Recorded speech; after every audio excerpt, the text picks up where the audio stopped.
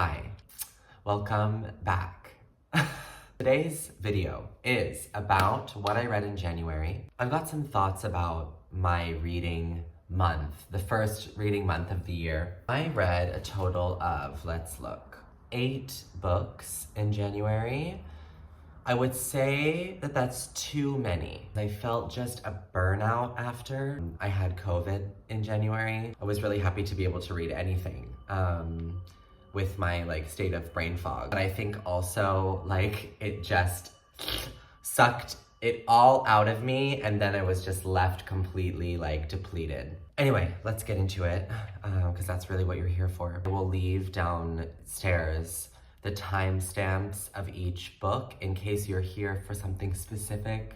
Then you can click on through the video however you please. So I started off the reading month and the reading year really strong with Motherhood by Sheila Heti. I have a vlog that I talk about this book more extensively, so I'll put that somewhere up here. This was my introduction to Sheila Heti also. I'm really looking forward to reading more of her work. Motherhood, a piece of autofiction. It reads to me as if it's almost a long essay or if it's memoir, but it is, I guess, an autofiction based on her own experience. She's just kind of ruminating on what it would mean to be a mother, what it would mean to choose not to be a mother, more specifically. Sheila Heti being a writer, and it's also exploring being an artist at the intersection with parenthood. I thought what was really interesting was also her kind of her exploration of feeling almost like a disconnect from her body, in the sense that,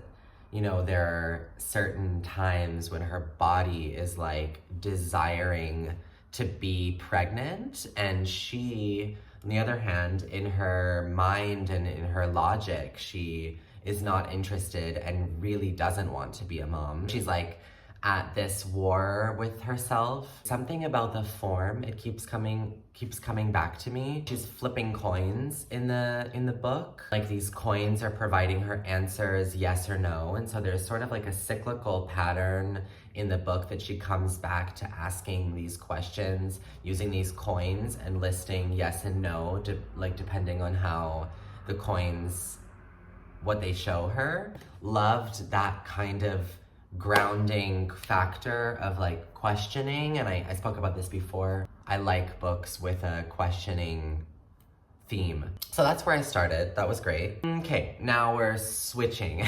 So I was really lucky to be sent 5 forthcoming poetry titles from the independent poetry press called Wave Poetry. I was sitting at Jessica's house from Jessica's book stack, and she was reading through a book of poetry that she really liked, that she was also recommended by Rebecca Eats Books. And we both were this is also such a beautiful book. What is the publisher?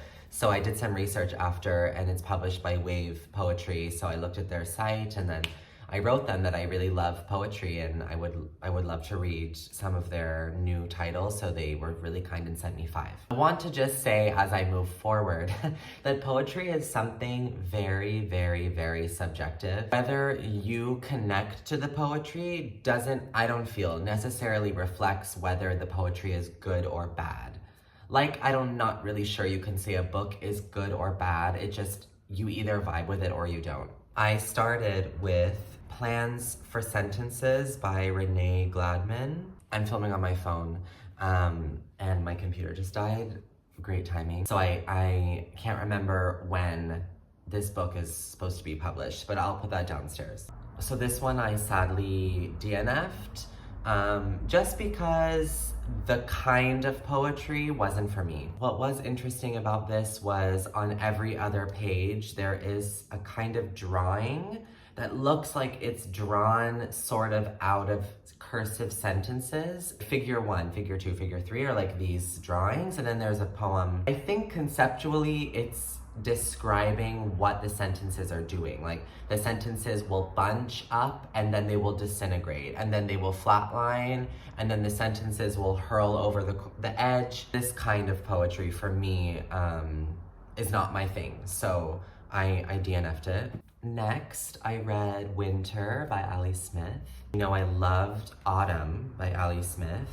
And what I've noticed circling the bookish online circles is that some people who loved Autumn did not really get on with Winter, and then some people that didn't get on with Autumn really liked Winter. So I would say I preferred Autumn to this one. My hair is driving me crazy, so it's got to go up. Roughly, this book follows 4 characters. One being a young man named Art, mother Sophia, his aunt Iris, and a woman that he meets on the street who he basically asks to come with him to Christmas in Cornwall, pretend to be his girlfriend. Her real name is Lux, but when she enters the story, she's being asked to go by the name Charlotte.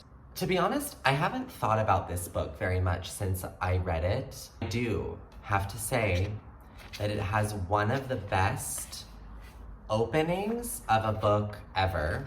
The first sentence is, God was dead to begin with. I don't know, it's good. It's really good. I really like the opening of this book. We're basically following these 4 people meeting in Sophia's home based on how they look at life and look at politics and take in news and just how they are thinking about the world. The mother and the aunt both kind of symbolize 2 different sides, like liberal, conservative, or right-wing, left-wing, at war with each other in terms of how they see the world, their ideologies, also the love they have for each other. I found this book harder for me to understand what Ali Smith was kind of getting at with it. I like the way that she writes a lot, so it compels me to keep reading. I felt like we followed these characters and then we would get like very in-your-face political statements, but I didn't understand. I maybe missed actually a little bit of nuance or something. I don't know. I didn't love it. I didn't love it, but I am still really excited to read the rest of the seasonal quartet. Next up, I read My Year of Rest and Relaxation by Otessa Moshfegh. I read this with my partner, Ohad. We did make a video about this together, so I will also put that up here. This follows a young girl in her 20s. She's a recent Columbia, I think, graduate living in the Upper East Side. She's well off in terms of money. Both of her parents have passed away, but she inherits some wealth. I'm sure a lot of you know about this book, but for those of you that don't, our unnamed main character decides that she wants to sleep for a year as a way to reset herself. She feels like, for lack of a better word, she just feels so fed up and at the same time so numb about her presence in the world and how she plugs into the world that she wants to kind of recharge herself by spending the least amount of hours in waking life. This involves her taking a lot of pharmaceutical drugs, sleeping pills, anti-anxiety medication, anything that will basically put her to sleep for as long as possible. I thought it was so good. I enjoyed being with this ridiculous main character. All of the commentary on drug and pharmaceutical industry and her use of hyperbole. She really goes overboard with the situations that these characters find themselves in. I love that aspect of it. I find it really hilarious while also being very deep, very touching. Talk about grief and depression was really strong and really interesting. Yeah, I don't know. I just thought it was really good. Okay, next is another poetry collection by Wave Poetry. This is called And Those Ashen Heaps That Cantilevered, Vase of Moonlight. It's a kind of crazy title. By Lynn. This is out April 5th. Lynn is a Chinese poet born in Shanghai. This is a book-length poem, which means like it's less a collection of many different poems. It's more that as you read the whole book, it's all one big poem together. It's short, it's really beautiful in the way that it combines Chinese and English. I did also feel that not necessarily the poetry for me. I just felt that it went a little bit over my head, like I didn't understand what it was, and I don't need to understand poetry always. I just felt like extra lost in this one. Also can't really gather from the blurb, like also what it's supposed to be. It does say, ecstatic, melancholy, and defiant, the voices of the poem flicker between life and death, gorgeous and gruesome, visionary and intimate. I would say that that's true. There is a lot of subject matter that has to do or giving like a visual to birth. Got a lot of birth imagery from it, which was really beautiful. Think about being born and dying and the passage of time, just maybe not the right kind of poetry for me. Not my favorite poetry I ever read, but maybe for you, you would find it amazing. Next, I read The Lover by Marguerite Duras. This follows a poor French family, specifically the daughter of the family, living in Saigon in the 1930s in Vietnam. And she meets her lover, who is from a Chinese family. He's like the son of kind of a very wealthy Chinese businessman. It's a short little novella translated from the French about this love affair between this young French girl, I think she's like 14 years old, and this man about twice her age. And it's based on Marguerite Duras' own life and experience living in Vietnam when it was occupied by France. Like I mentioned in a vlog about this, there are aspects of the like colonial nature that are uncomfortable to read in 2022, and you will find them problematic. Similar to other books that I've read translated from French, there are some very, very gorgeous lyrical sentences.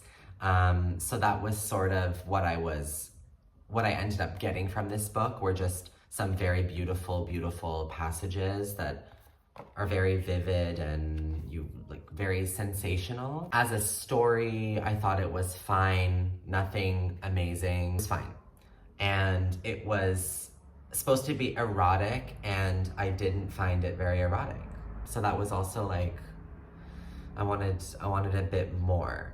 Next, I read Fake Accounts by Lauren Oyler. Lauren Oyler is a book critic and a writer, and this is her debut novel. This was very popular last year in 2021. This was published in 2021 by Catapult Books. This is a novel that follows an unnamed main character. It turns out that her boyfriend is running a conspiracy theory Instagram account that leans right wing. She's shocked because she doesn't think that he has any kind of like social media presence, and definitely doesn't think he's a conspiracy theorist. She wasn't happy in their relationship and she wanted to break up with him anyway, so this was sort of like just to seal the deal kind of thing. This book is super divisive. I think that I spoke personally with a few people who really liked it, but all of the comments on the video that I made about this, I don't think there was one comment, just someone saying that they purely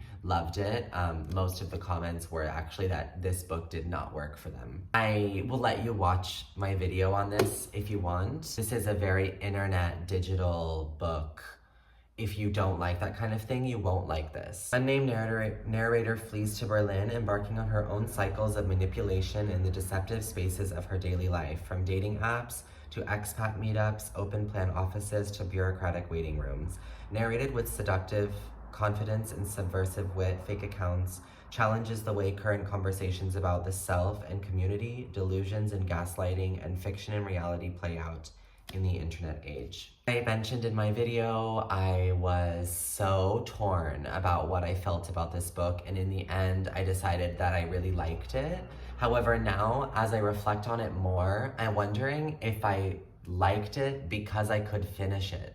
I wonder if I was happy that I could get through it and finish it, and then I was like, well, I must have liked it. I still am like not sure what I think about it. Our main character is super cynical, and for some it might be way too much, and yeah, to its disadvantage how much it's cynical. I'm gonna not talk anymore about this book. The last book that I read was Vladimir by Julia May Jonas. This was an ARC from Avid Reader Press, so thank you for sharing this with me. This is the cover. It's a great cover, even better in color.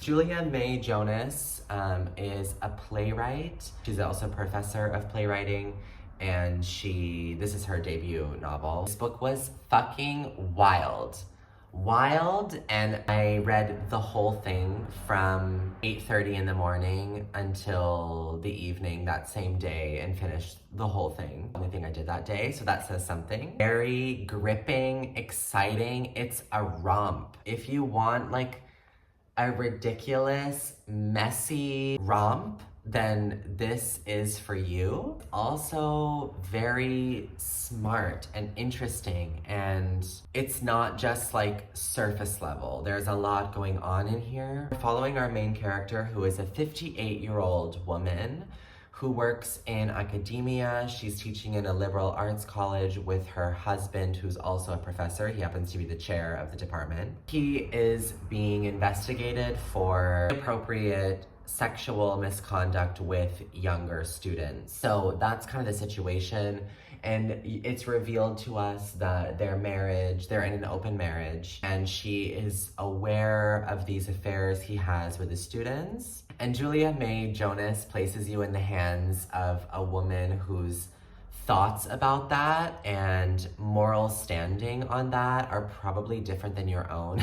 She is putting most of the blame on the students, which are like, oh my God. But I really appreciated that this is the character that she chose to tell this story from. She's a fascinating character, and I really appreciated how much this book was also exploring a woman in her 50s, approaching her 60s, and her lust, her sexual desires, a lot about desire and how much are women, and also women as they age, allowed to desire, or just were exploring this, and it was so great. There's a man named Vladimir who's in his 40s. He's kind of an experimental novelist, and he comes to also teach in this college, and our main character becomes obsessed with him. She's like an obsessive, lusty woman